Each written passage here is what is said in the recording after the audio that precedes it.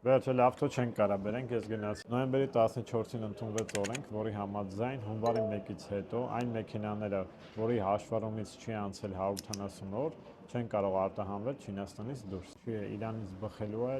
ընդհանուր մեքենաների գնաճ, թե տեղական շուկայում, թե առկա շուկայում։ Ինչը նախատեսվում այս պահին, նախատեսվում է մեծ քանակի պատվերներ, ինչը Իրանից բխելու արդեն սահմանային մեծ հերթեր, ինչը նաև ազդելու է լոգիստիկայի վրա։ Մոտակա մեկ շաբաթը լավ ժամանակն է մեքենա պատվիրելու համար, խուսափելու գնաճից, բայց արդեն նկատվում է գնաճ, բայց ես նաև ուզում եմ խորհուրդ տամ, ասեմ, որ պետք չէ խոճապի մատնվել, քանի որ